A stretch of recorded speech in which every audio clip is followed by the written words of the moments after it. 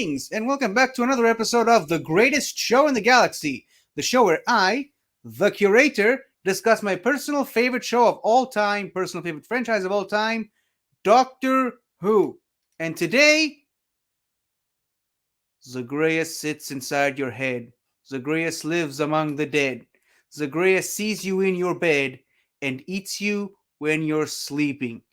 Yep, it is finally time to talk about Zagreus, the 50th Big Finish audio release, uh, celebrating the 40th anniversary of Doctor Who, the franchise, and of course, it gave us this lovely image that you see right in front of you here, which I'm now going to put as the background of today's show as I discuss this great, massive, almost 4 hours audio release with my good friend, the Snark in Space. How are you doing, Mr. Snark in Space? I'm doing great. How are you, curator? First time listening to Big Finish episodes, so it was a brand new experience for me in Doctor Who listening to this, and I loved it. I had a great time.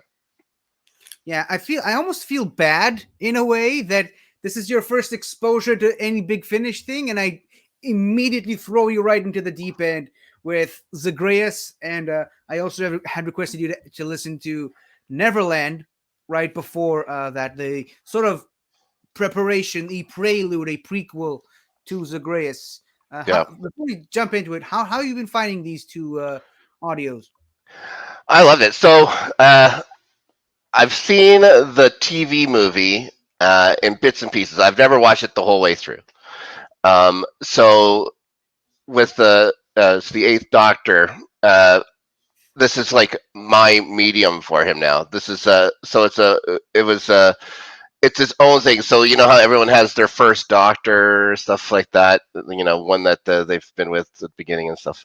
So it's going to be the Eighth Doctor for me in Big Finish, and then I'm going to want to go through all his adventures with Charlie, and then branch off and stuff like that. So goes through the Gallifrey stuff as well.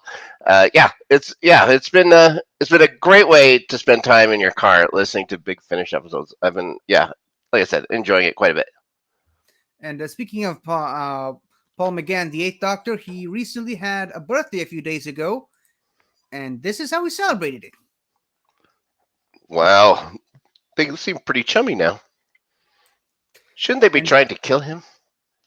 no, they're fans. They're fans Oh, first, okay, Cybermen second. okay. And speaking of birthdays, this is a great transition into our birthday section on this show. Now, I do have to preface this by saying this is probably the most stacked birthday lists I've ever had on this show.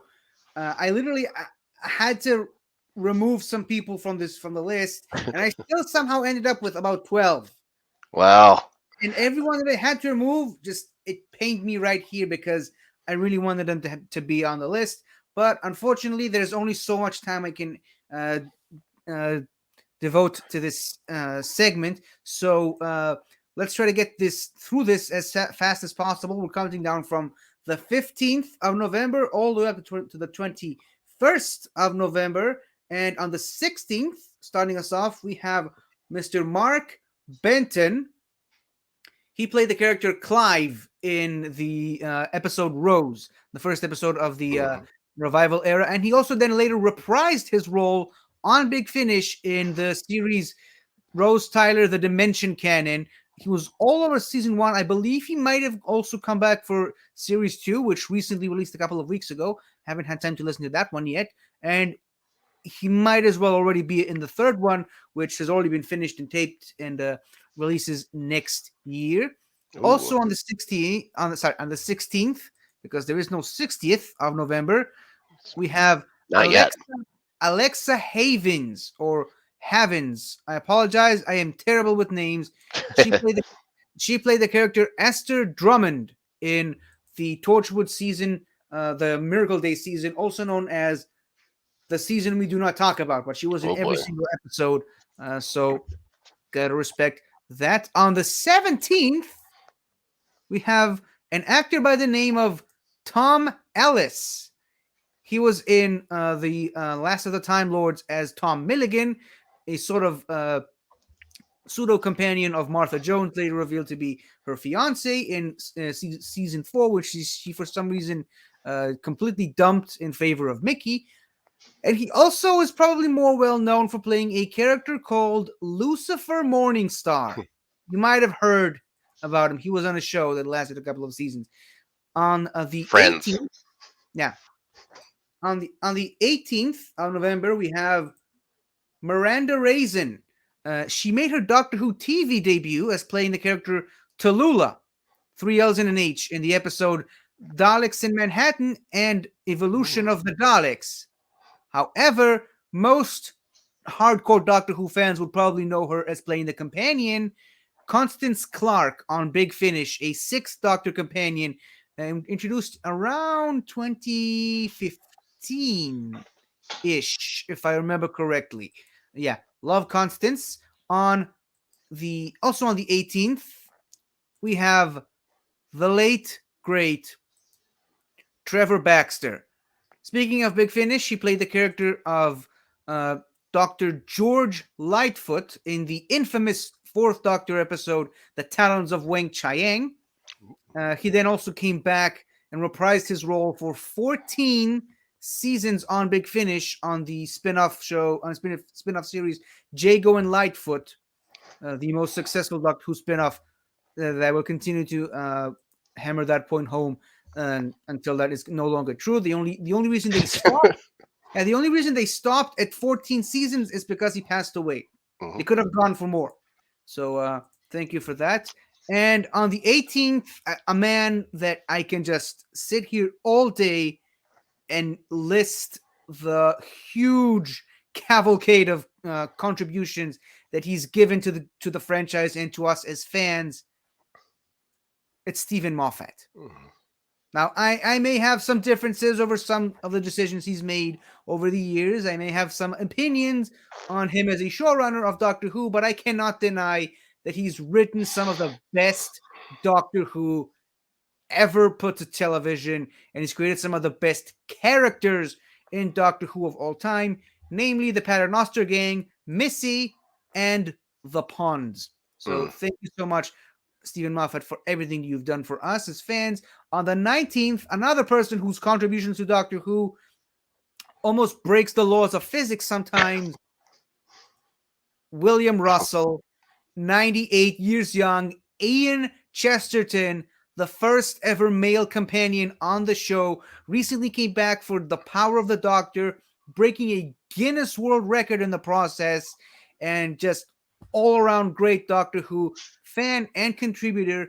And you know something else? He is also the father of Alfred Enoch. Are you familiar with Alfred Enoch, Mr. Snark? I'm familiar with the name. I'm trying to place the face. Yeah, he played Dean Thomas in the Harry Potter movies. Uh So that's his son. On the 19th, we have Mark Boner. Boner. As seen in Boner. this picture right here, he was in the 11th Doctor two-parter, The Rebel Flesh, and The Almost People. However, most people will probably recognize his voice as playing the character The 11 in the on Big Finish, a massively recurring villain all throughout a lot of the Eighth Doctor's um, uh, multitude of box sets that have come out over the years. And and now we're still on the 19th. I did say there's going to be a lot of people also on the 19th. Catherine Kelly. She played the character of Mrs. Quill in the Doctor Who spin-off show Class, as well as reprising her role on Big Finish for the other class-related box sets that have come out for the show, for the series, I should say. On the 20th, we have, I apologize if I'm mispronouncing the name. His name is Bernard Horsfall. I really wow. hope I'm saying it right. Yeah, he played a bunch of characters all throughout the classic series. primarily, or rather, namely, Lumiel Gulliver in The Mind Robber, a Thal named Taron in The Planet of the Daleks, and he also was in Patrick Troughton's final episode, The War Games, as a Time Lord who put the Second Doctor on trial. And then he later came back and reprised his role as Chancellor Goth. Or rather, the character was then later revealed to be the same character because it was the same actor, Chancellor Goth from The Deadly Assassin, an episode I believe that you watched, right? Mm-hmm. Yeah, we will watch that for another episode of this show. Next, on the 21st, we have Nicholas Grace.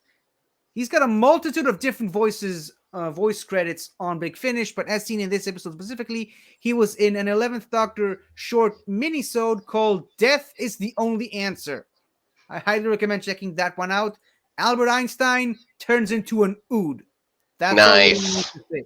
That's all I really need to say, and that's all you really need to know. And finally, wrapping up this long, heavy list of people on the 21st, we have Mr. Malcolm Hulk. He was a writer of several episodes of the classic series, namely The Faceless Ones, The War Games, The Silurians, Colony in Space, The Sea Devils, Frontier in Space, Invasion of the Dinosaurs, and The Ambassadors of Death. He is also regularly credited as the original creator of both the Silurians and the Sea Devils whenever they make an appearance in other episodes of Doctor Who. So, the long, heavy list of people we have today. Thank you all. We quite literally could not do this without you. Have you anything to say about any of these people, Mr. Smart? Well, what I have to say is, I wonder if there's anything really romantic happening around 9 months ago from now, in the middle of February. Can't place my finger on it. Oh well, it's probably just a coincidence. Yeah, February is just a completely regular or platonic month Yep, for a yep, lot of right, people. right around the middle of February. I can't think. Oh, there was that one thing. Oh yeah, Can't think of it. but that can't possibly be it, right? No, no. Random. It's random. I am enjoying it. It looks like I have a cork on the top of my head right now. Yeah, I just that's the one thing that really distracted me all throughout that birthday section is how well that hat just fits. Yeah, I kept trying to move my head around a little bit so it fit a little better. It just looks so good, Well, and come on. I could not have planned this better if I tried. Let's just do the whole show like that. Oh yeah, I'm gonna try to. I'm gonna try and keep my head as perfectly still as I can. Yeah. Hmm. So, should we talk about Zagreus, Yes. the one who sits inside your head? Hmm. One who lives among the dead, the one who sees you in your bed, and the one who eats you when you're sleeping. So, I suppose we should just start this episode by at least addressing some of the points, at least from the end of the Eighth Doctor story that immediately preceded this one. I think you need to Neverland. with the anti-time and everything like that. Yeah, we don't need to just talk too much about the story itself because Mhm. that's a story for another time. But just by the end of Neverland, the Doctor sort of materialized his TARDIS around Time Lord time ship that was about to explode, essentially sacrificing his TARDIS and himself in it, and presumed dead for a while. Romana was visited by Rastalon, and then when the Doctor and Charlie finally woke up, eventually, it is then revealed to both Charlie and to the audience that the Doctor is no longer the Doctor, or as he puts it, I am not the Doctor. I have become Yeah. he who sits inside your head, he who lives among the dead, he who sees you in your bed and eats you when you're sleeping. I have become Zagreus! He gets a little intense about it. Yeah. It's like I would have believed him if he would have just said, "Oh, I'm Zagreus now." I was like, "Ooh, Zagreus, okay." We got Yeah, a little over the top. that's why you get a guy like Paul McGann. Mm. of all people to to do that. It's his acting chops, and I know that it's just audio, but it's just acting wise, this is some of the best acting in all of Doctor Who. Well, it's as I told you before. Some of my favorite bits about Doctor Who is the overacting, especially they use a lot of Shakespearean trained actors, especially in the '60s and '70s, and they just know to go bigger, bigger, bigger because you have to project to an audience. Well, especially this. This is a radio play. You can't follow along. There's nothing to see. It's all in your head. So they have to build the pictures in your mind just by the way they're talking. There's nobody talking you through anything. They're not saying you're looking at a big blue quarter. There's nothing like that. It's just what the actors are saying. So you have to be bigger. And oh yeah, they're bigger in this. That's for damn sure. This is what I love so much about Doctor Who on audio. It's all about the acting. Hmm. It is all about the, and this is one of the reasons why I love voice acting so much, because it's like you have to work with only one tool in your toolbox.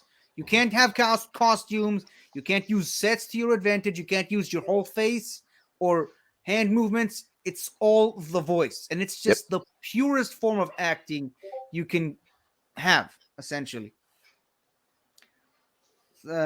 So yeah, the episode itself opens the most perfect way that it could have opened, with the original 1963 opening credits, the William Hartnell credits, which then obviously I mean, when you're doing um, a decade anniversary episode that features several different doctors, and this isn't really the show anymore, where an anniversary episode takes place during a particular doctor's tenure. Right. So like in the Three Doctors, you get the opening with the third Doctor's opening credits. In the Five Doctors, you get the fifth Doctor's opening credits. In Day of the Doctor, you have the 11th Doctor's opening credits. Here, it's just a multitude of several different Doctors. So what better way to start than with the first Doctor's credits? And I'm just realizing that I made an oopsie, because in the Day of the Doctor they also used the William Hartnell credits. Yeah, my bad.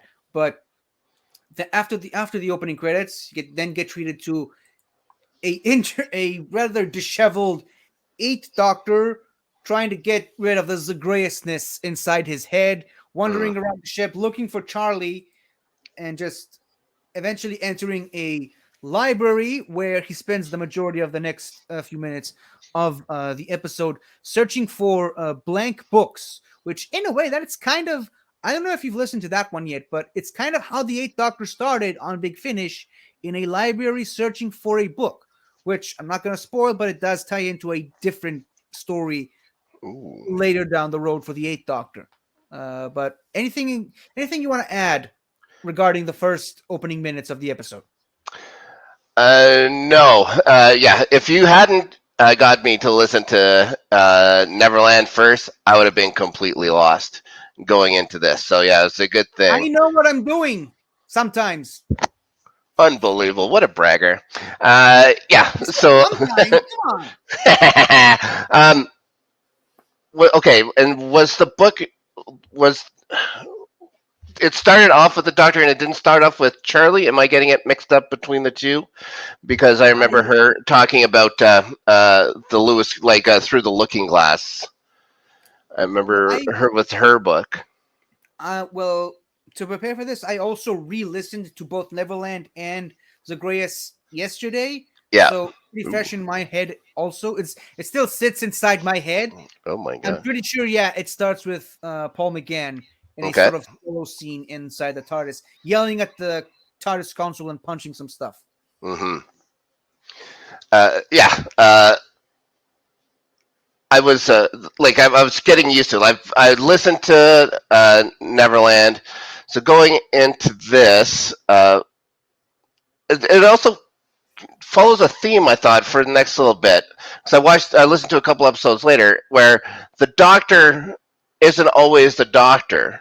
It seems, or whatever, in this new universe that they're in, this anti-time universe where the Doctor just seems to it keeps to go phase in and out of being the Doctor. So yeah, so it got to me a little bit difficult to follow which is which. But in the beginning here, I understood what was happening with Zagreus for sure because of the introduction in Neverland of what Zagreus was. Yeah, those two episodes seem to imply that Zagreus has already infected the Doctor earlier than we had anticipated. And he's been around for quite a while, biding his time, waiting for the perfect time to come out, Hmm. which was right after the time explosion, the anti-time explosion. So after that scene in the TARDIS library, by that point, people are already asking, "Where's Charlie? Where is Charlie?" There she is, right here. That's India Fisher, the actress who plays Charlie, and I say plays because she still continues to reprise the role of the character on Big Finish, still to this day, I believe. In Spoilers. I didn't spoil Just anything. kidding.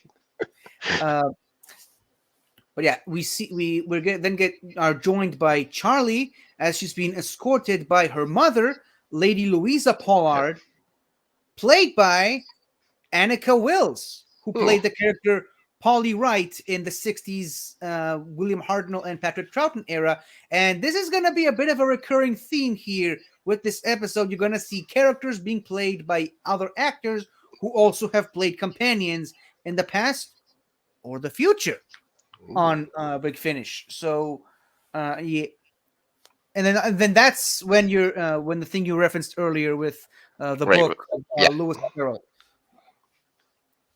First of all, it just after what happened at the end of Neverland, it's just a complete shift, and t- Charlie just ends up walking with her mother out of nowhere. Her mother gets one of the name of her sisters wrong. She calls one of them Romana.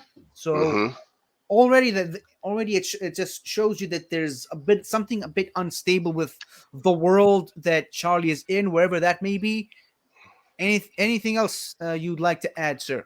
No, but I noticed that too. I noticed the changes in names and stuff like that. I'm trying to remember the name of the what some of the people were in the last episode, but they would bring it up and stuff like that, like just as the mother was talking and talking about going to see the doctor, all these things and stuff like that. So I had to, yeah, I was I was I was wondering where it was going to go, and how the anti time was going to affect, because I knew when it was exploded that she was there, how it was going to affect her and stuff like that. So you find out pretty easy that it's going to play with her mind just as much as the doctor's for sure. As well as the listener, the Hmm. audience.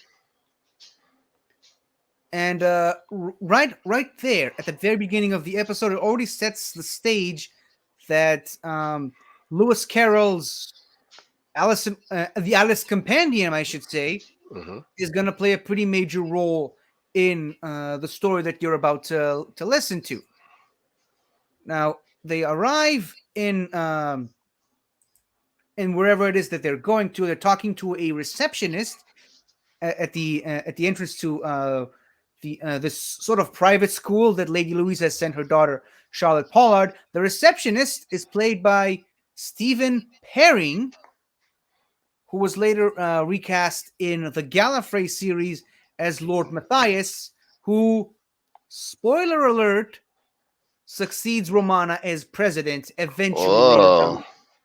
And there's some more interesting stuff happening there later. Obviously, in we're gonna jump back and forth through what the Doctor and Charlie are doing all throughout. So this might not actually follow the story quite to a T, but we're just gonna just randomly talk about all the different settings that they were all throughout the story. And later, once Lady Louisa finally talks to what's her name, Mrs. Mills. Hold on. Let me just.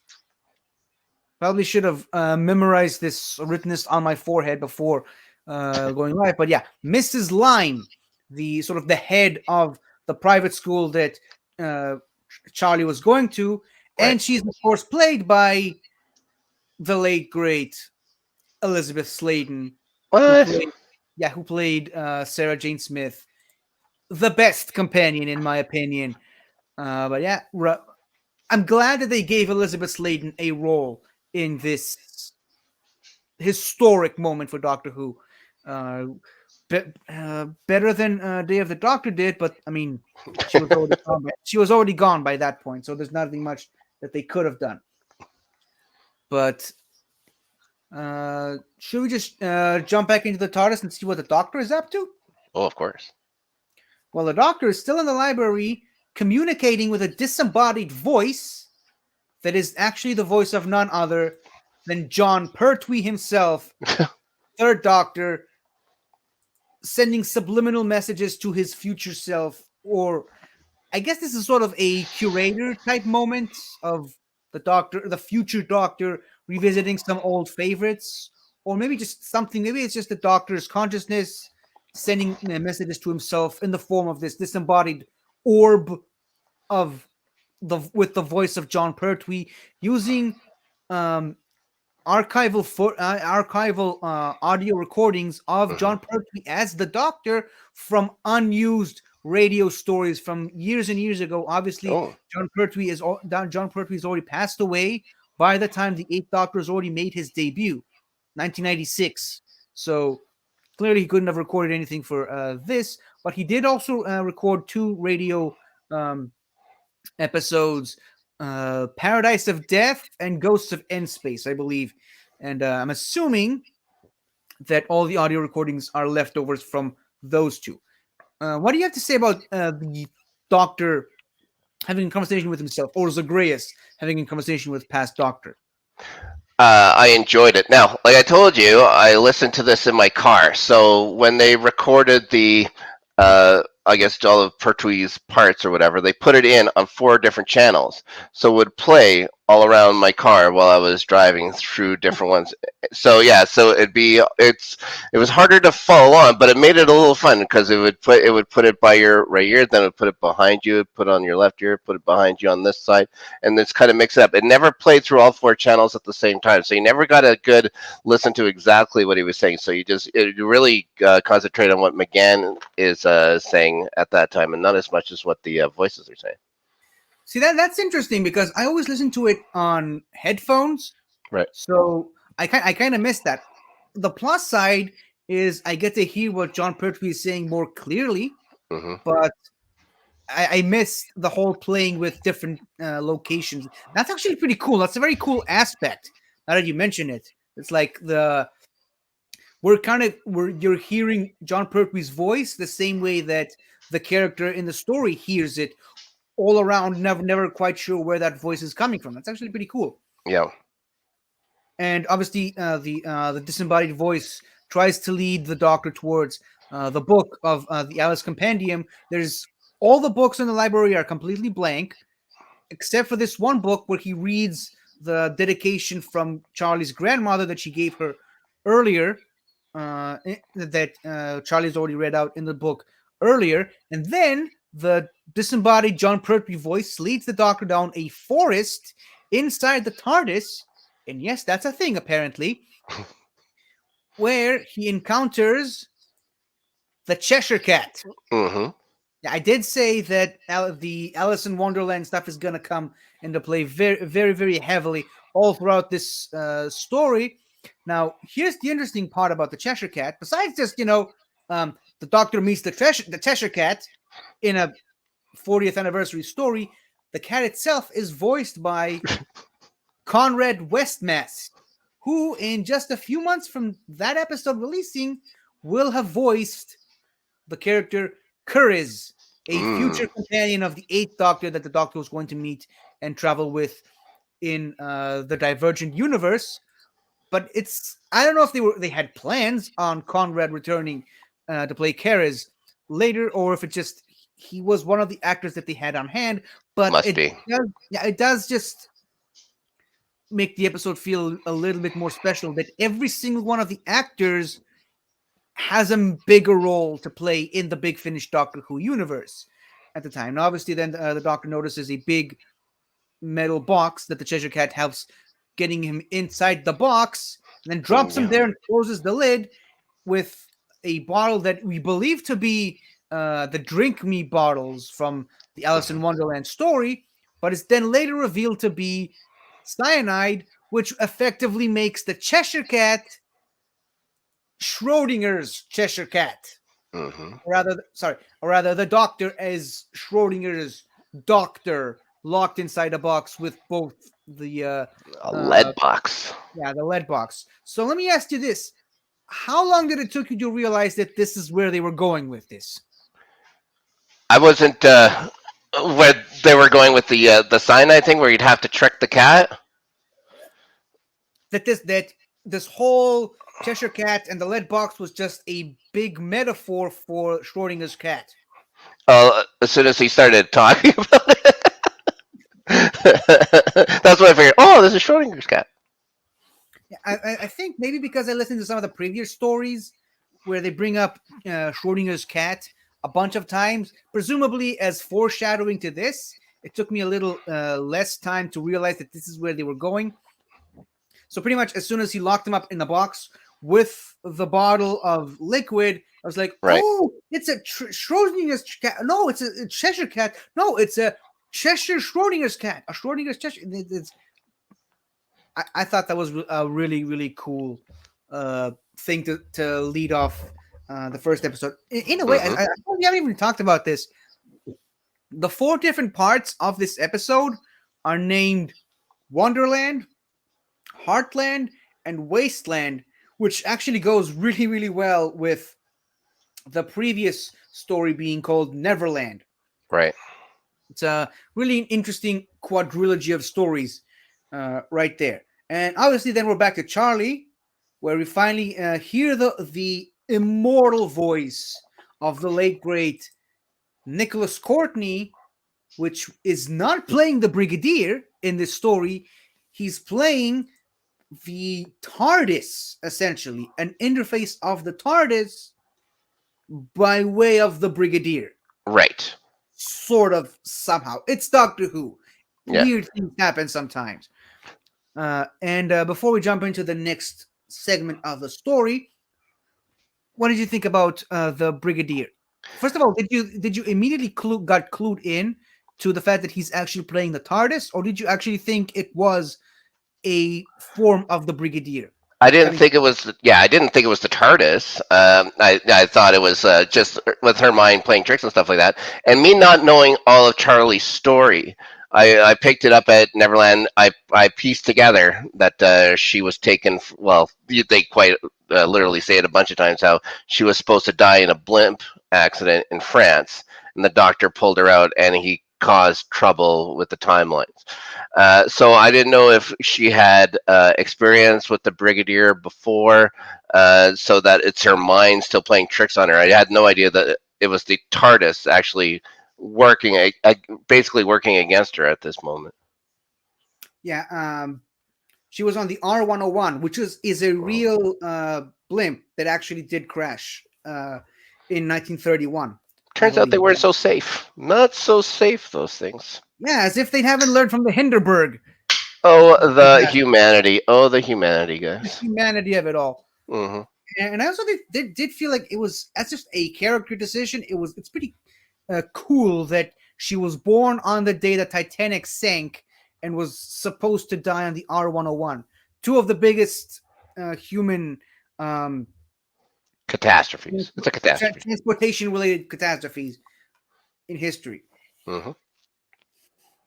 Next, once the brigadier, rather the form of the brigadier is firmly established in the story, we were led to discover that the two of them are actually in some sort of a military base somewhere in the 1950s, and they're then treated, rather they then encounter Captain Neil McDonnell, played by Mark Strickson, who played Vislor Turlo, a Fifth Doctor companion uh, from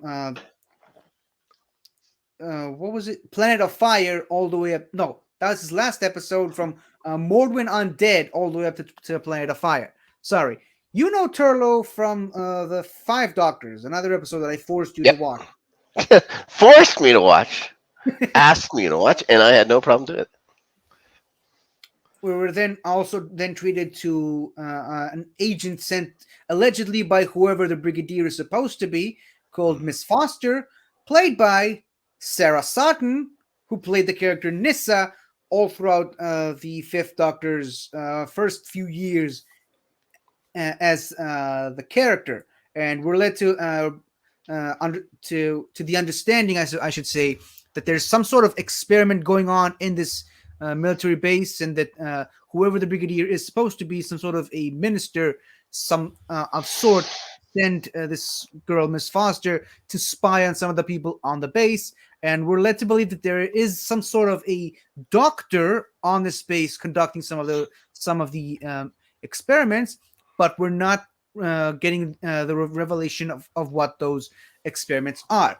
Now, stupid question to ask, but have you at least at one point considered that this mysterious doctor that they're referring to is the doctor Oh that yeah, yeah, 100%. I started piecing together that Charlie's looking for the. I figured it was her subconscious was. I figured this is all just in Charlie's mind, and there's something wrong with her. So I figured her. Like, and they mentioned the doctor before as well. So I figure everything's just around the doctor and her searching for the doctor, or she's.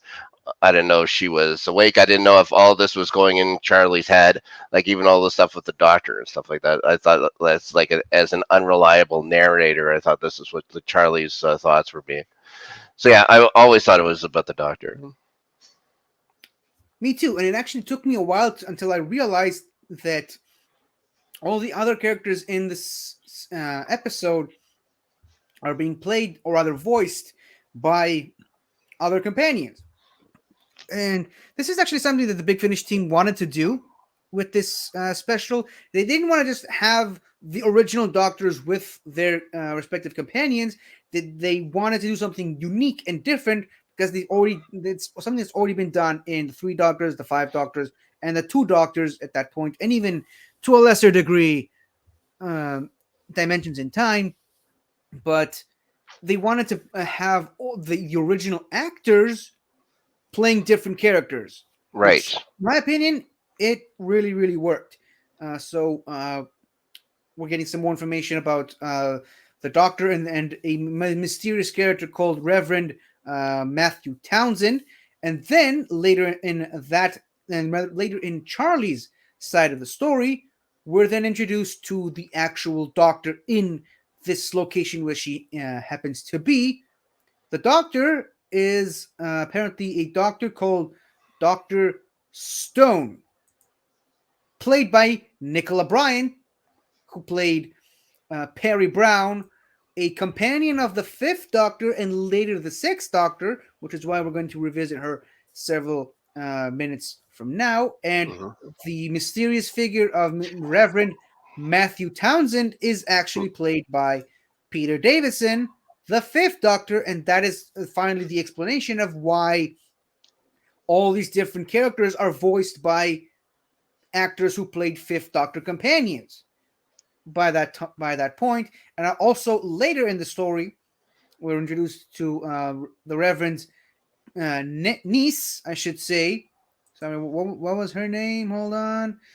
Mary Elson, Mm. played by Caroline Morris, who played the character Aramem, a Big Finish exclusive companion who has already been introduced several episodes prior. Before we wrap up that particular side of the story, any further developments you want to share on the Charlie in the 50s story? No, not off the top of my head. I'm kind of going back with you now. It's like, oh yeah, and that happened, that happened. Then I'm starting to remember the things with the Reverend or whatever they're calling the vicar or whatever it is, and his niece and stuff like that. And always found it curious why those two are on a secret military base, and yeah, why In the there's 50s, yeah, there's like four people on this base, and one's a priest with his niece, and as it turns out, the niece is all hurt because or he's taking care of the niece because his brother and sister were killed or something like that in a car crash. So he's the one who has to take care of her now, and so yeah. For I figure for like they're building a lot of stories between all these other characters, and this is I I was starting to like this is just in Charlie's mind. Like I didn't know if this was something that like part of a story that Charlie had gone through before or what because it was yeah it seems to be a lot they're doing a lot of work building up these other characters and stuff like that for it just being in Charlie's head is what I was thinking. And then for what it is with the TARDIS doing it, why is the TARDIS showing her so much? Yeah, it's later revealed in the story that a lot of what Charlie was shown is partially based on stuff that she experienced, partially based on real events, and also partially based on the TARDIS's own memory banks, as well as Right. the Doctor, I believe. But yeah, one thing that really bothered me about the Reverend, aside from him just being essentially the Dursleys from Harry Potter, you know, Hmm. parents died in a car crash. She has to take care of the niece. Yeah, didn't feel the parallels there at all whatsoever. Right, Mm. in blames the parents for dying essentially. But why is this guy, a man of the church, a man of God, essentially, so obsessed with evolution and I was gonna say science science. Yeah. and like believing that there is another answer other than God, and he's trying to you exploit the Doctor's stones uh, experiment to try to find that. That he's one of the weirdest and most eccentric characters in this episode, and that's actually saying something. Reminder. Uh, but then obviously they then start the experiment up again, revealing that there's sort of a entrance to a pocket universe with these weird creatures, sort of, Monsters. yeah, abominations of evolution that have apparently been stuck there for quite some time. Obviously, you said earlier, there's a lot of story there that really doesn't really much go anywhere other than just to serve that particular part of the story. It turns out that Miss Foster was actually the spy that they were looking for, and this was why the Brigadier slash the TARDIS consciousness sent Charlie there to understand and figure out what this experiment was and what they were actually experimenting. And then all the different characters sort of get eaten by these creatures, which is how the episode itself comes to a close with the Fifth Doctor's closing credits. And this is another thing that I love about this episode is that they jumped around in between all the other different Doctors opening and closing credits, all the Doctors that they had the rights to at the time. But Right. then the second part of the episode opens with the Sixth Doctor's opening credits, and where it opens on Gallifrey at the very, very early days of Time Lord Society before Rassilon was even the president. And the first characters that we're introduced to are the Great Mother and her sort of assistant, her protege. And the Great Mother is voiced by Maggie Stables, who played the character Evelyn Smythe, my personal favorite Sixth Doctor companion. Ooh. I love Evelyn Smythe, or as I sometimes like to call her, a better Clara. That's yeah, everything people like about Clara, Stephen Moffat basically stole from Evelyn Smythe, and Charlie, as a matter of fact. Yeah, he basically just took a bunch of characters from Big Finish and sort of stitched them together into creating the Frankenstein's monster of a companion, which was Clara. And the more I learn about that, the more I'm annoyed at the character. In fact, I can't get even any more annoyed. But yeah, Evelyn Smythe, the late great Maggie Stables, is sorely missed. I believe she passed away in 2014, Ooh. and just yeah, she gave us so many good hours as a Sixth Doctor companion. In my opinion, she cannot be topped as a Sixth Doctor companion, not even by another companion that we will be discussing later. But speaking of companions, her sort of protege, her companion in this story, Cassandra, is voiced by Bonnie Langford, who Oh. played the Sixth Doctor companion, Melanie Bush. She mainly only appeared in like 2 episodes of the TV series before Colin Baker's regeneration, but she has played the character numerous times on Big Finish by this point as a traveling companion of the Sixth Doctor. We're led to believe that this is even before we get reintroduced to Charlie in the story, but we're led to believe that this is still on Gallifrey, and that the Great Mother and Cassandra are expecting a big major figure, which is then later revealed to be Lord Tepish, played by Colin Baker, the Sixth Doctor, and his protege, companion, and food taster, Ueda, played once again by Nicola Bryant, who played Perry, a companion of both the Fifth and Sixth Doctors. So, by this point, I believe you're kind of clued into the idea that we're just jumping in and around different locations, revisiting moments from history, except replacing the actual people from history with the familiar characters that we know of. It's sort of a mixture of real history and the TARDIS's memory banks, sort of recasting the real people with all the different traveling companions and all the different doctors that have gone through the TARDIS at this point. Anything you want to add before we jump into Rassilon's Foundry No, later? I want to hear more about Rassilon. 'Cause I've seen episodes of talking about Rassilon and stuff like that. This takes the story of Rassilon in a different way. So yeah, I want to hear more about what you think about this Rassilon story. And turns out he wasn't such a great guy.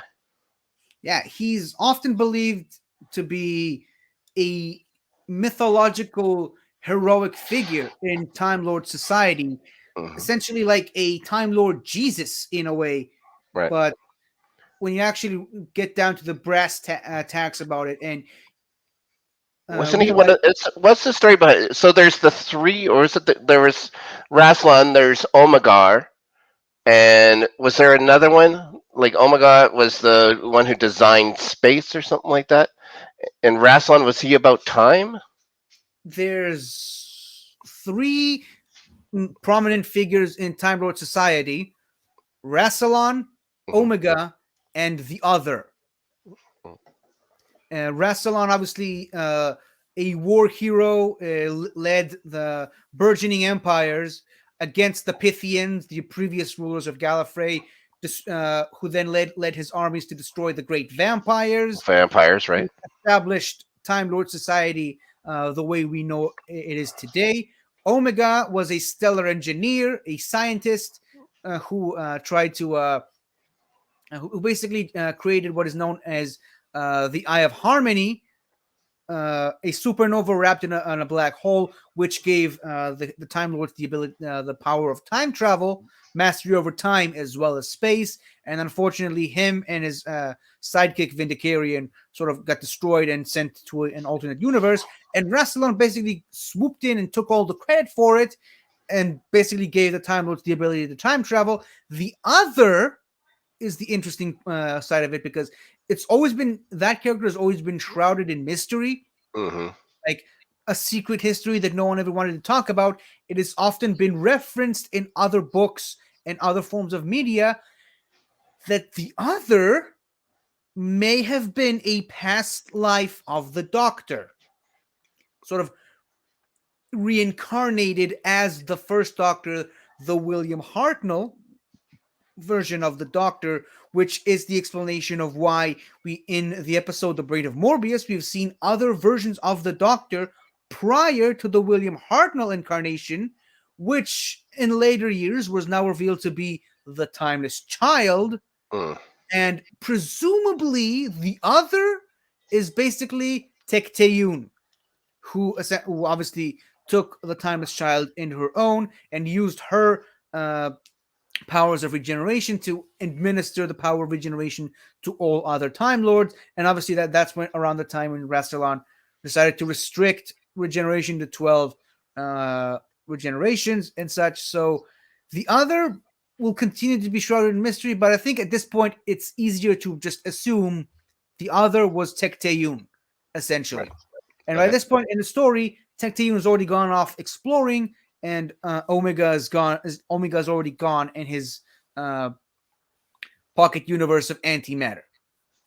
And as for Rassilon, he's still just a cardinal at this point. He's not the president yet, and it's then revealed that Charlie's role in the story is to be Cardinal Rassilon in Rassilon's foundry, otherwise known as his lab, where he made all of his different experiments and different projects, including the project of trapping those mysterious creatures that we've seen, or rather heard of, in the previous story. And he trapped them there because they were different. Yes. They did not conform to his vision of reality. He traveled. I can't remember. Was it 208,000 planets where he visited, and out of all of them, like 68,000 planets where he found aliens that weren't very humanoid like, and just destroyed them because they were different. Yet Rassilon was a very horrible person. I always, when coming to the story of Rassilon and the story of the Timeless Children, I always, for some reason, my mind always goes back to Thor Ragnarok, that part in the movie when uh,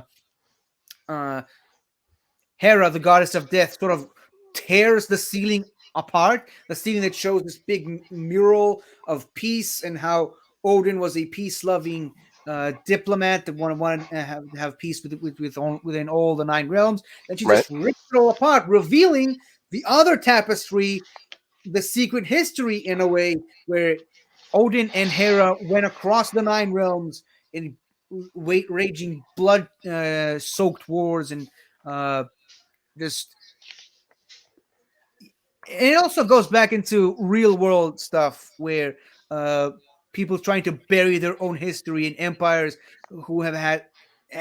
and people who have led bloody wars wanted to cover it all up and pretend that like it's all fine and dandy and it's all sunshine and rainbows. Yeah. Uh, History is written by the victor, as they say. So there you go. History is always written by the victors. Thank you. That's exactly the phrase I was looking for. And a lot of a lot of the real proper history, the history that Rassilon has been trying to hide all throughout the episode, is being conveyed to Lord Tepish by way of Recorder 7, the sort of AI inside Rassilon's foundry. Now, Recorder 7 is voiced by Robert Jezek, who played the Sixth Doctor companion Frobisher, shifting penguin. I just love that. First of all, Robert Jezek, played a lot of stuff in Big Finish. Only appeared in 2 episodes as Frobisher. Too few. Please bring Frobisher back.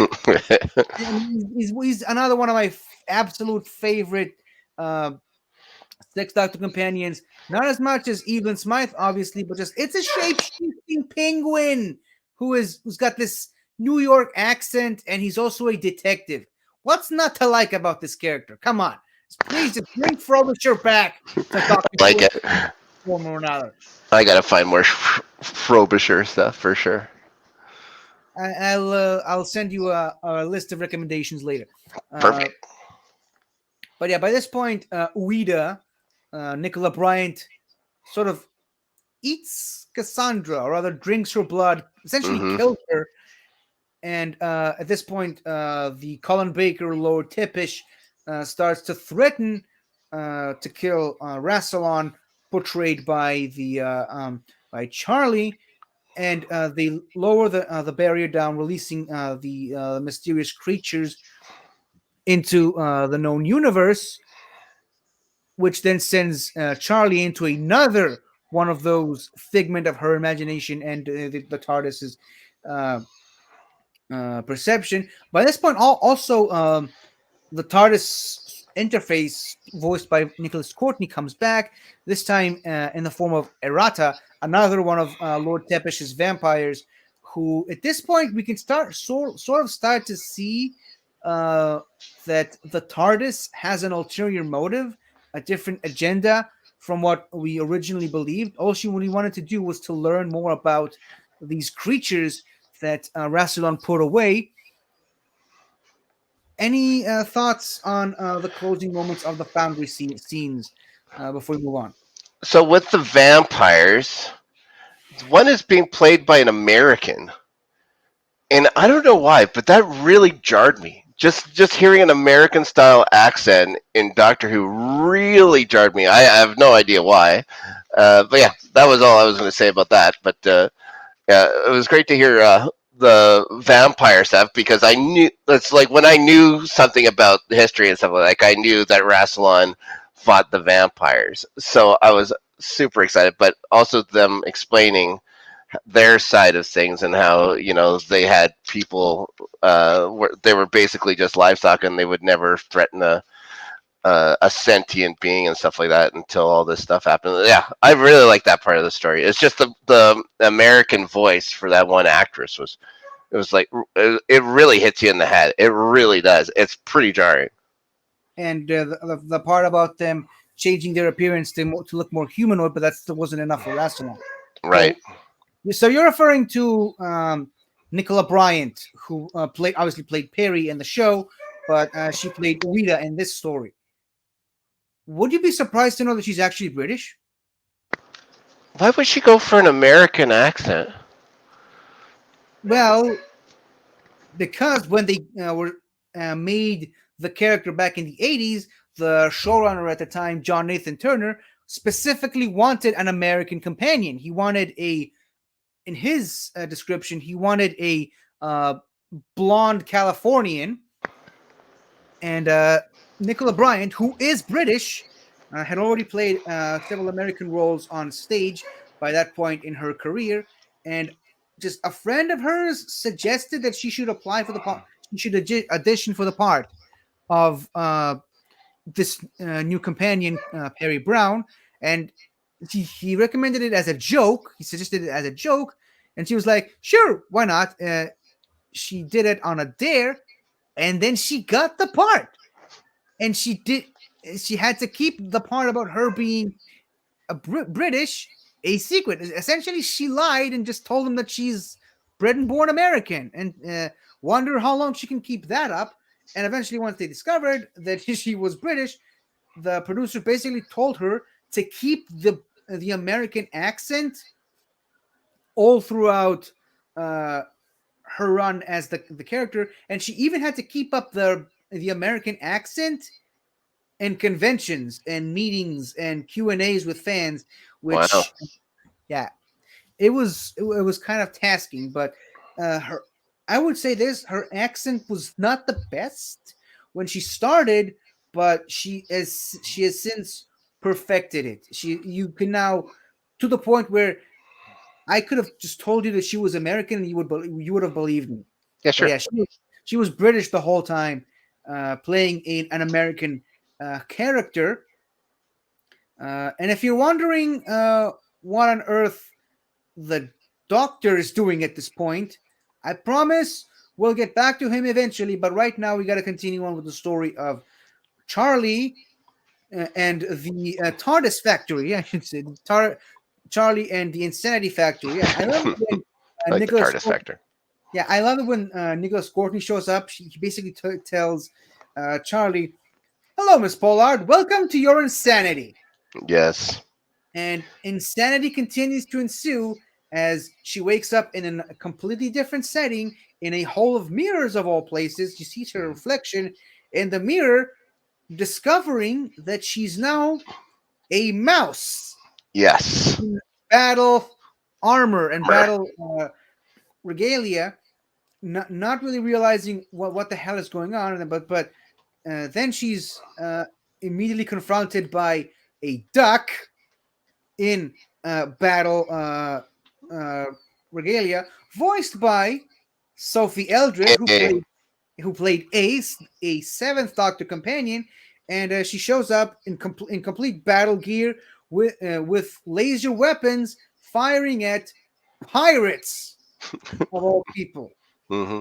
And if that wasn't if you think that was crazy enough on its own, it just gets weirder and crazier as the story moves on. Because once her, Charlie as the mouse and Sophie Eldred as the duck are led to um, the Resistance base, she's then she's then being introduced to Sergeant Gazelle.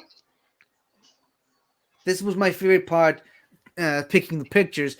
So Sergeant Gazelle, voiced by Lisa Bowerman, who plays the companion Bernie Summerfield, which Hmm. was originally a book companion of the Seventh Doctor, later became one of the most well-known companions on Big Finish, and she's also introduced Has her own Corporal. series. Has her own series on Big Finish, right?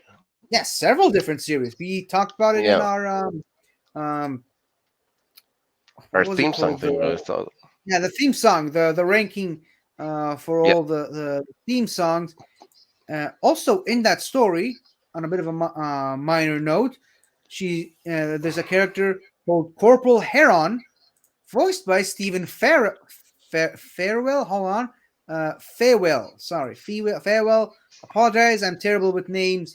Oh boy. Yeah, he also plays the character Jason Kane, uh, which is the husband of Bernice Summerfield. He's Bernice Summerfield's husband in Okay. in her own standalone series. And another big major character we're introduced to is Captain Dodo.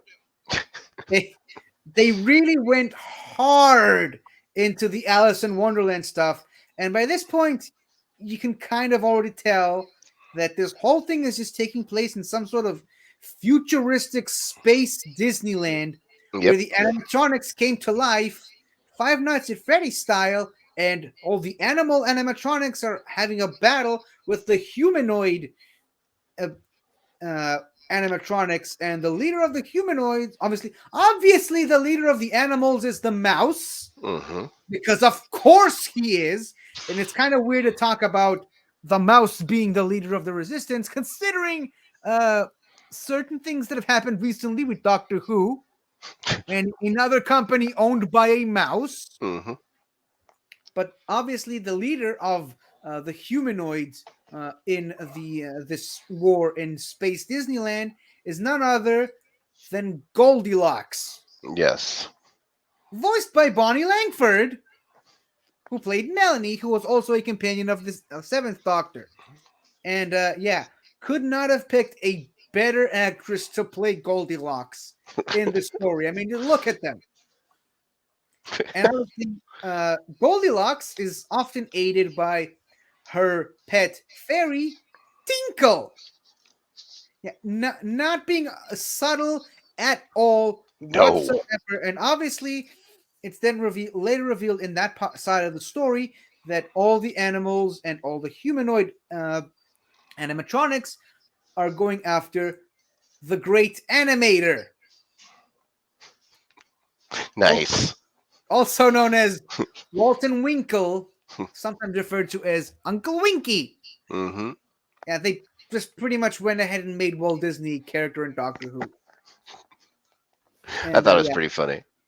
I, I thought it was hilarious and out of place first time I listened to it, but I re-listened to it earlier yesterday, and it just, yeah, of course it made so much sense, and it was funny. It was funny and brilliant at the same time. Hmm. Obviously, the duck, voiced by Sophie Eldred, is then taken over by Tinkle and essentially becomes a slave of Goldilocks, along with Captain Dodo, when they finally discover the body of the great animator. Walton Winkle, voiced by Sylvester McCoy, who was also the Seventh Doctor. And yeah, so the body of the great animator has been kept in suspended animation because he was ill, and they wanted to freeze him until they can find a cure for his disease. Again, not being subtle at all whatsoever with this story, Right on nailing the head.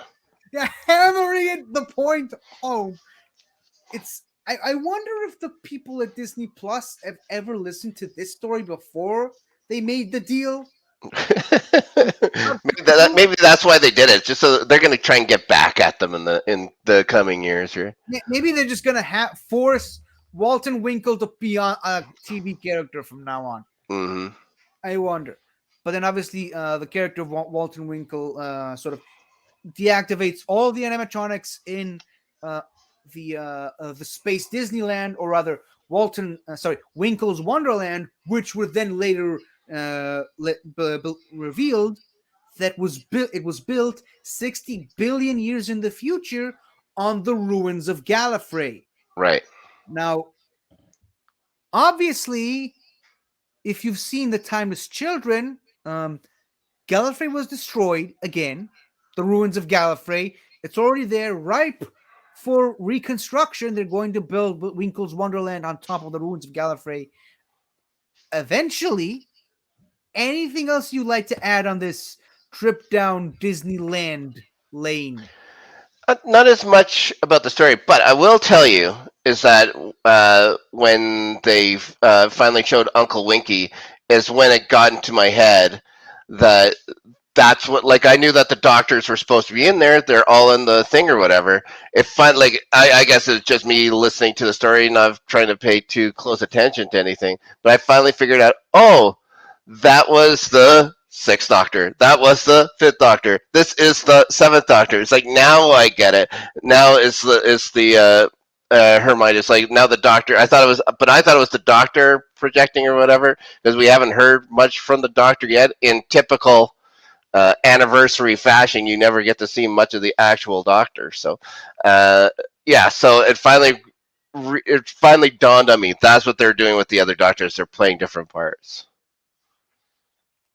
And I think they somehow found the perfect characters for each doctor to play. Mm. From Reverend Matthew Townsend, Lord Tepish, and Uncle Winky. Like they fit their characters like a glove. They fit the actors more so than I would say the doctors.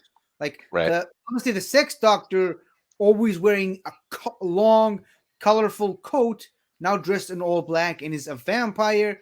The optimistic, sports enthusiastic fifth doctor is a reverend, a man of the church, and the dark Machiavellian maestro with a bit of a slapstick clownish side. Seventh Doctor is Uncle Winky, basically space Walt Disney in a way. But so anything else you want to add before we wrap this up? No, let's Because go on to the next bit.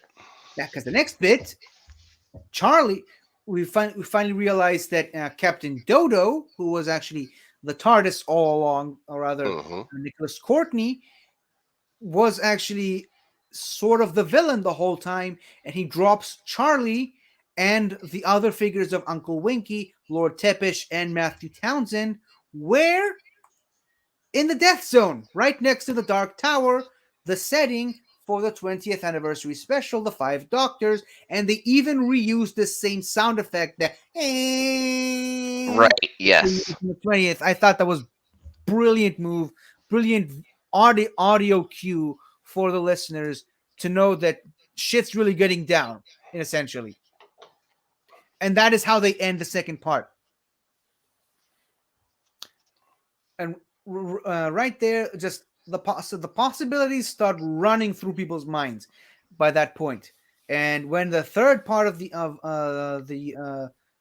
episode starts, we're then treated to Romana, obviously the president of Gallifrey by that point, played once again by Lala Ward, who played the character originally in the classic series, and pretty much goes without saying, but she's having a conversation with K9, voiced by John Leeson, as it should be.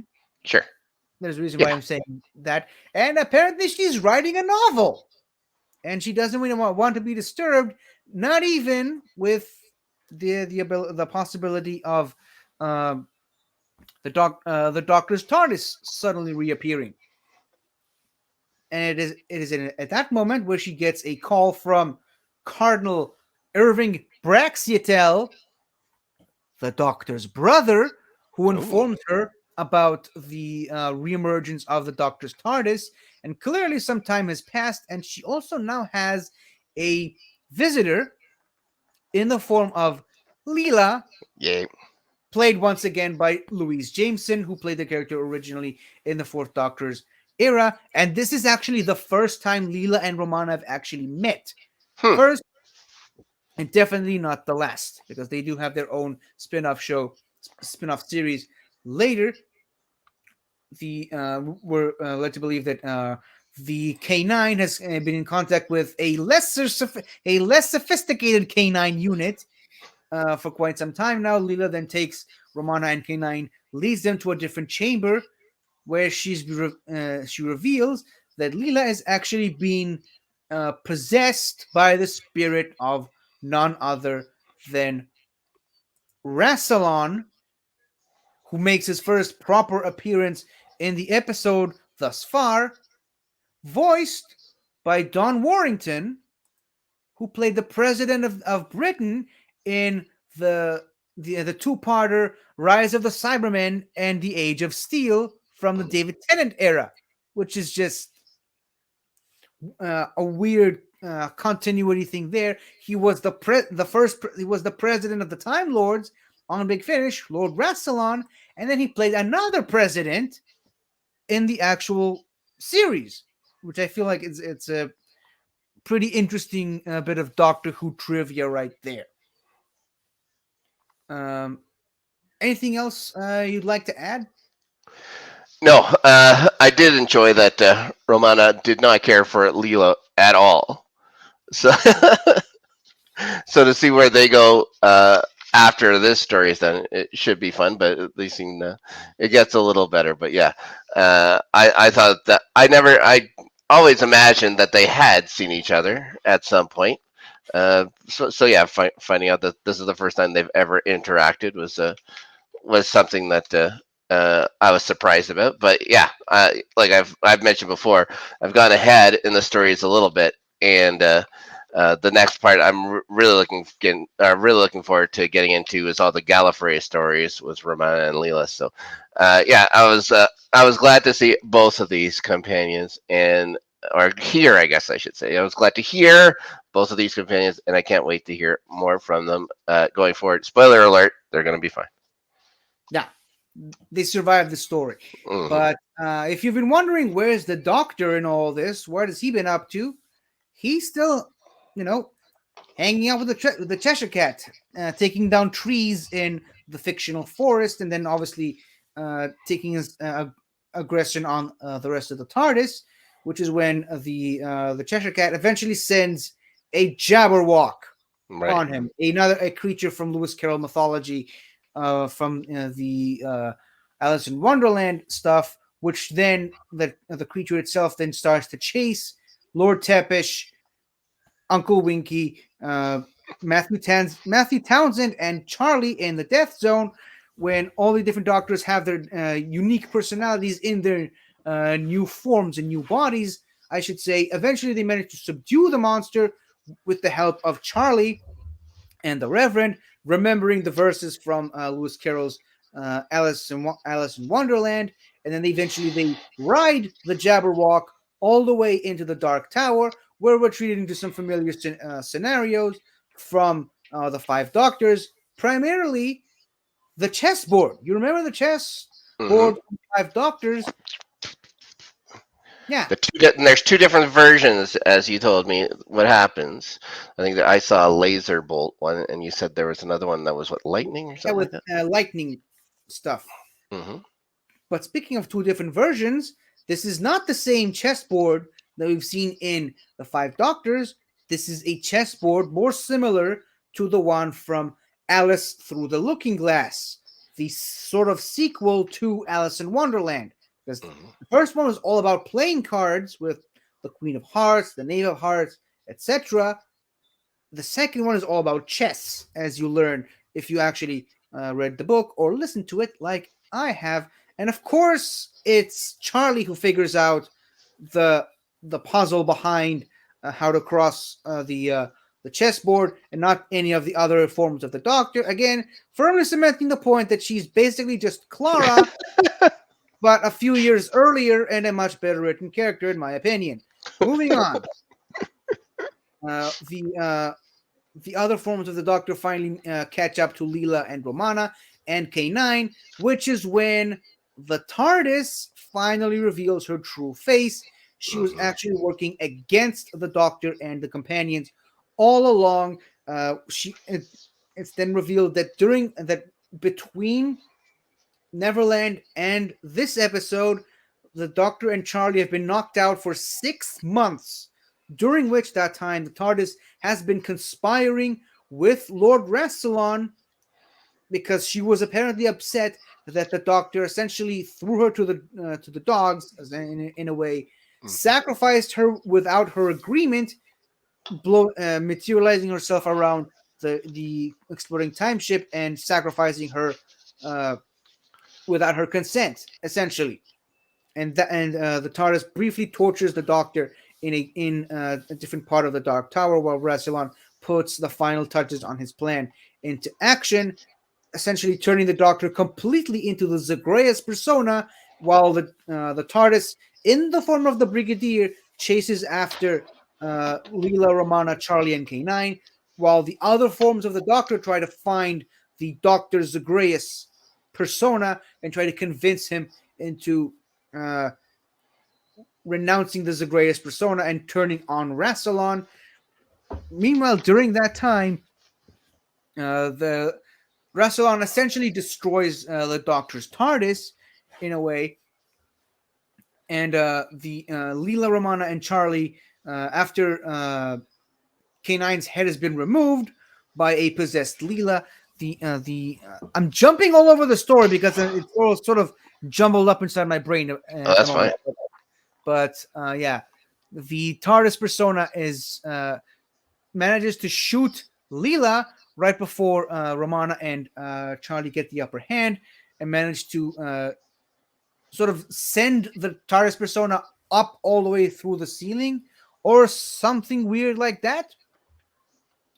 Well, And yeah, then and the TARDIS was using bullets, was using actual bullets, and they figured, well, we know that your gun only has 6 shots. And he says, well, actually, I'm the TARDIS, and I can I make anything happen, and there's as many bullets as I ever want to have in this. So, yeah, yeah, that's how she shoots Leela. he shoots Leela, and she's got this beautiful dramatic moment of "I fought bravely, I made my sacrifice, tell stories about me." And Romana's like, "Ah, stuff of nonsense. The bullet great winged you. That's all." And then Hmm. the music just That's pretty stops. funny. You are sure? The dramatic music just and then she says to her, "Tell the Doctor about this, and I'll burst your eyeballs with my thumbs." Yeah, Hmm. no argument for me. Yeah, If you've seen Game of Thrones, you know what that looks like. yeah, pretty much. And Ooh. this was way before Game of Thrones on television was.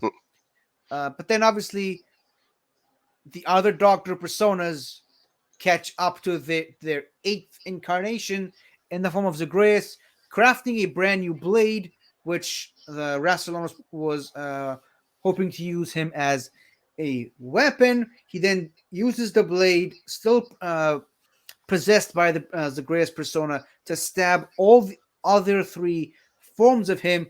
Uncle Winky, Reverend Townsend, and Lord Tepesh all fall at the hands of the blade, one after another, while Rassilon is just standing there watching. When Romana, Leela, and Charlie eventually catch up to him, reluctantly, Charlie uses the blade to stab through the Doctor's Zagreus persona against Rassilon's wishes, and then retreated into what I can only assume is the edge, the area we've seen recently in The Power of the Doctor, where Jodie Whittaker's Doctor experiences Right. Yep. some of the other forms of her. I can only really imagine that this is where the next scene takes place, with the Eighth Doctor encountering the Fifth, Sixth, and Seventh Doctors. All kinds of references and remarks from the previous Doctor's 10 years, like the moment has not been prepared for, and is this death? all kinds of other references to the other Doctor's individual tenures. I love that the Sixth Doctor is like, I don't think any of mine would have done the same. And the Fifth Doctor is like, not even Perry. The Seventh Doctor is like, not even Mel. Sort of referencing the fact that the Sixth Doctor basically shared companions with both of the other ones. And eventually they managed to realize that by the power of the blade, or some weird He-Man stuff there, Sure.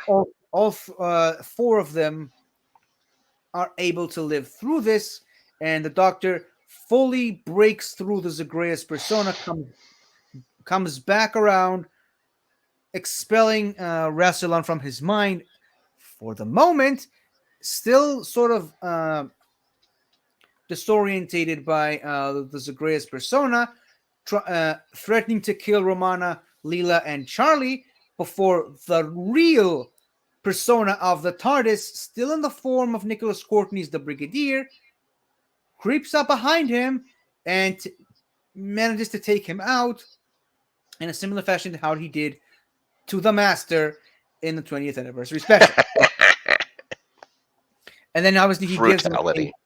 he gives him a bottle of zero matter, and then we'll finally it's revealed why they used Lewis Carroll's the Artist Compendium, because they needed the biggest load of bull crap in the TARDIS library, which also just happens to be both of the Alice in Wonderland stories. And obviously, the zero matter eventually cures the Doctor from his Zagreus disease, in a way, the Zagreus illness. But all is not well just yet, because the Doctor then realizes that he could no longer stay in the regular universe, not so long as he completely expels the Zagreus persona from his mind. So he then takes reluctantly says goodbye to Romana and Leela, and Charlie takes a trip in the TARDIS towards a divergent universe, a timeless universe. Maybe it's the universe where the timeless child originally came from. Ooh. Who knows? That's just headcanon for you there, but sounds, or rather, something to think about. But later in the episode, rather the end of the closing minutes of the episode, Romana and Leela sort of settle their differences, and even Romana uses a Earth movie reference, saying that this could be the beginning of a beautiful friendship, or Mm-hmm. as Big Finish likes to say, this could be the beginning of an interesting looking spin-off. Yes. And the And I'm episode ends. interested. Yeah, and the episode ends with the Doctor going back into the library to try to read from a book that he searched for earlier, with a sort of close-up audio of Charlie hiding somewhere in the TARDIS, Right. saying that she's going to continue to travel with the Doctor for always and forever. But that is a story for another time. Mm-hmm. Again, there's the whole Charlie finding a secret door into the TARDIS by way of Leela, and forcing herself to stay with the Doctor. It's another one of those. This is basically what Clara did, but better. Anyway, closing thoughts on this episode. Really did love it, and yeah, again, Neverland and this piqued my interest now in Big Finish, and I've gone through, like I said, I think I've gone through 3 or 4 episodes since.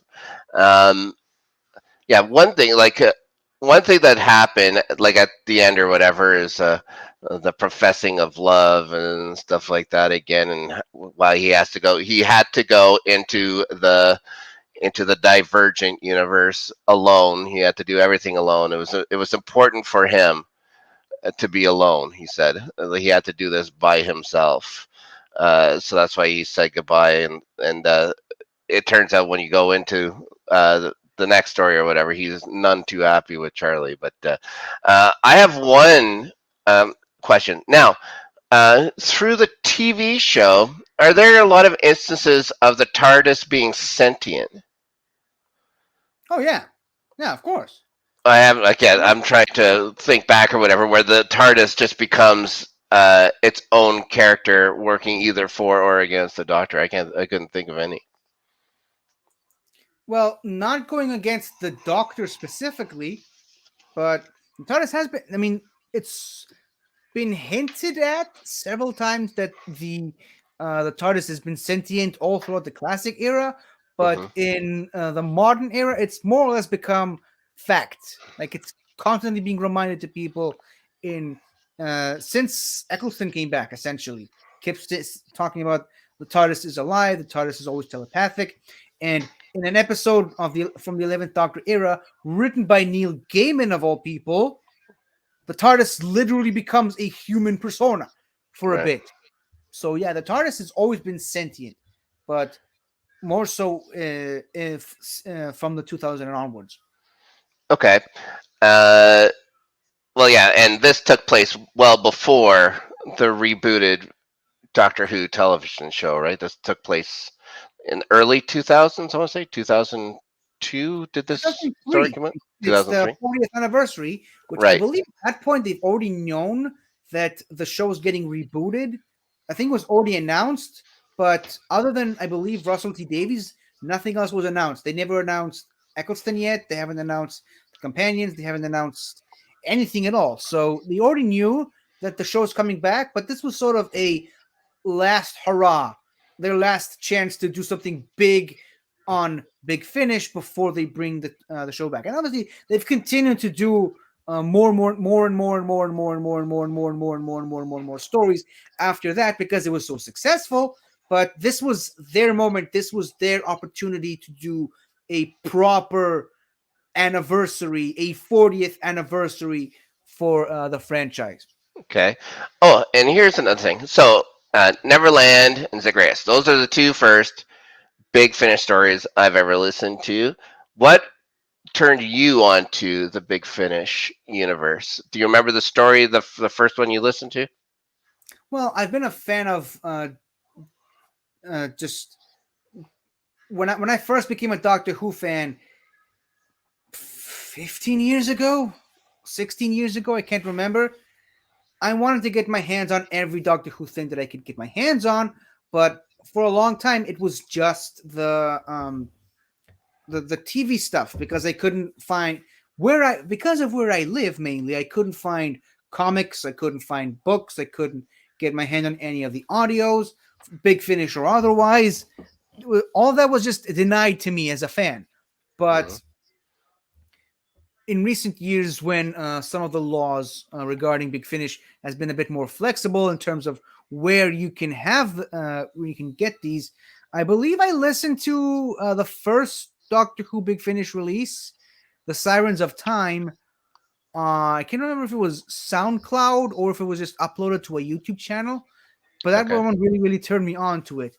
And for financial reasons, I have only listened to select episodes ever since. But since getting this show on this channel, I figured I gotta get more into it. So I spent an awful lot of my life savings on just purchasing hundreds and hundreds of Doctor Who stories and Doctor Who related stories on Big Finish and listening to them at work because I actually have the time to do that now. Nice. Didn't back then. All But right. my first proper audio story was The Sirens of Time. So you started right at the beginning, right at you started episode one of basically of Big Finish. Yeah, I mean, I'm especially in Doctor Who, I'm always a completionist. That is why I went back and and watched from the Hartnell era all the way up to the current modern era, and I kept rewatching those episodes over and over again. Cool. Just if you in my mind, if I enter a lore heavy franchise like Doctor Who, I gotta do it for myself. I gotta do it from the start. I don't like to start at the middle. Nice. Like I did with this one. But the good part of it is now you can go back and listen to the previous episodes, and you actually get to listen to Charlie's first episode, Storm Warning. I was going to say the one advantage of being a Doctor Who fan is that you can pick it up with any doctor at any time, and it's linear. yeah, I could jump back. I can go listen to the Fifth Doctor stories right after this if I wanted, or I could go right forward to the 10th Doctor stories. I can go back and hear stuff from the Second Doctor. You can go anywhere you want with this. I think that's one of the most interesting things about Big Finish. As long as you start at the beginning of a story and then go for it. Like I have to go back at some point and listen to the first Charlie episodes and stuff like that. I'm gonna finish off the Charlie run before I start on with Gallifrey and then other stories. But uh, yeah, it'll be weird listening to the first couple Charlie episodes last, basically, because now I want to see where the story's going. I've gone, like I said, a few episodes past now into this into the divergent. I guess that's what you call it, right? The divergent universe is kind of what Yeah, they're in right now, and dealing with something called the Croaker. Is that, I believe, what the Kroka, which Croca? I completely forgot to mention, also voiced by Stephen Paring, who was in the episode. He was the receptionist, and he was later in the Gallifrey series as Lord Matthias. Yeah, he also played Kroka. Not a very nice dude. Not at all. Unpleasant. Not as Very. pleasant as this top hat, I can tell you that. Yeah. I just love how that top hat looked on you this entire show. Hmm. Yeah, I guess we all know who you're cosplaying as for next Halloween. You're gonna yeah, be Uncle Winky next year for yeah, next year's Halloween. yeah. When I keep saying "guess who I am," no one's gonna get Yeah, that's me in pretty much every time I dress up for Halloween. it. Nice. But yeah, we've gone for about an hour and a half dissecting this almost 4 hour episode. If if you have any other closing, oh, or how about this? So by now you've already you watched the three doctors, Hmm. 5 doctors. You've listened Yes. to Zagreus and obviously Day of the Doctor. Hmm. Less said about dimensions in time, the better. But Okay. if you really want to, you can check that one out. That was the 30th anniversary special. But yeah, you've now experienced the 10th, 20th, 40th, and 50th anniversary special with the 60th anniversary special in about In a right around year. the corner in about a year from now. Yeah. Do you have any favorites from these specials? Uh, uh, I'm thinking it's still going to be the Three Doctors. I think I really enjoyed that episode. There's parts of the Five Doctors that, of course, I loved, uh, and I really did enjoy this one. And I the Day of the Doctor, of course, with the War Doctor. There's great parts about all of them, but I think personally I enjoy. Oh, I really like Zagreus too. I don't know. If you I'm had gonna. to rank them, how would that ranking look like? Oh, I would probably go the Three Doctors, Zagreus, Day of the Doctor, and then the Five Doctors. Hmm. But there's nothing I dislike. It's just I like some of these things more, and I really like the Three Doctors. Yeah, yeah. The three doctors might actually be the my favorite also. But I mean, I love the 5 doctors too, and I think if I had to put it into a ranking, I would probably say the 3 doctors, then the 5 doctors, Zagreus, Day of the Doctor, and then Dimensions in Time, but only if I have to. Right, which I haven't seen. I don't think I've seen Dimensions of Time. Maybe I have. It was a 30th anniversary 2 part charity children in need crossover with Oh, yeah, yeah, yeah, yeah. with East Enders, Yeah. which was relatively a new show at the time. Relatively. So yeah, again, you can check it out if you really, really want to, Yeah. but you don't have to. There's a lot. There's a lot you can get into without having to worry about that. So much.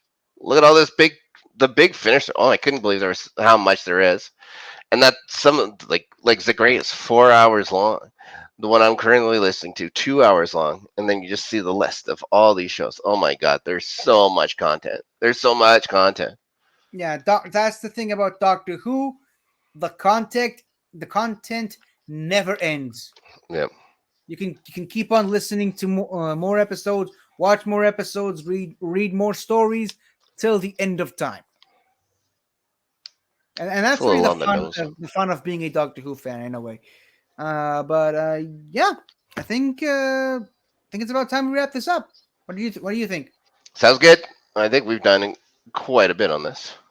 Okay, so where can the good people find you and your cool hat on the interwebs? Oh, well, I hope I get a hat this cool at some point. But you can find me if you want the worst follow, and if it's still around, you could follow me at Snark Yeti on Twitter if it still exists by the time this comes out.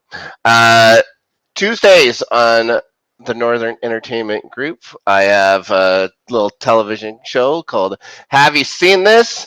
Which may or may not have co hosts. Returning, we'll see. Coming this Tuesday.